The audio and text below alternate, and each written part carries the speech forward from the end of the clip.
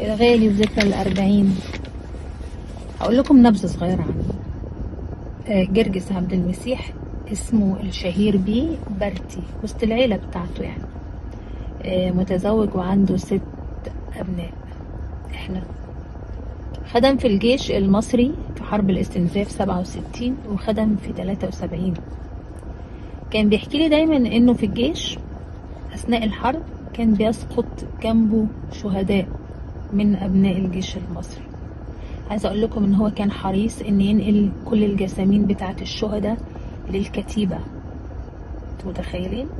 علشان الاهل تستلم شهدائها، عشان ما تضيعش وسط الصحراء، عشان بقى الاخوه البعدة ياخدوهم او حاجه. لا، كان يشيل واحد واحد ينقله للكتيبه. ابويا نال هذا الشرف. خرج من الجيش بدري شويه وابتدى يصارع في الحياه علشان يربي. بقينا 5، فقدنا اخ من اخواتنا فبقينا 5، فابتدى يصارع كتير علشان يقدر يكمل الحياه. اجتهد جامد جدا، كان حريص ان هو يعلمنا تعليم كويس قوي، وحريص انه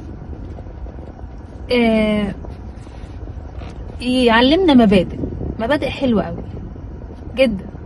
يعني علمنا من ضمن المبادئ المهمه ان احنا بنحب بعض قوي. احنا ال5 طالعين خايفين على بعض جدا وبنحب، وعيالنا عيال اخواتي هم عيالي وكده. لدرجه ان احنا طبعا بابا ترك لينا حاجات. عايزه اقول لكم ان كلنا بنقول ما حدش عايز حاجه.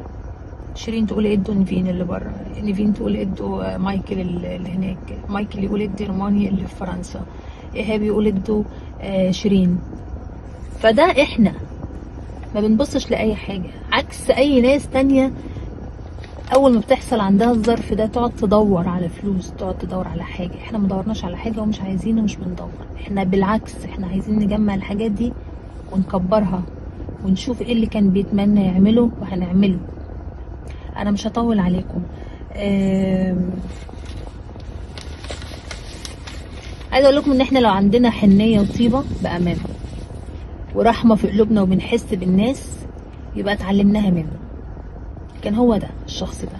حتى يوم ما مشي، يوم عيد القيامه المجيد 12/4، كان ربنا عايز يدينا رساله. طبعا كلكم شايفين الحاجات والصعوبات والوفيات اللي بتحصل حوالينا في منتهى الصعوبه. فربنا طبطب علينا كده وقال لنا ايه؟ يوم حلو، انتوا هتلاقوا احسن من اليوم ده فين؟ يوم عيد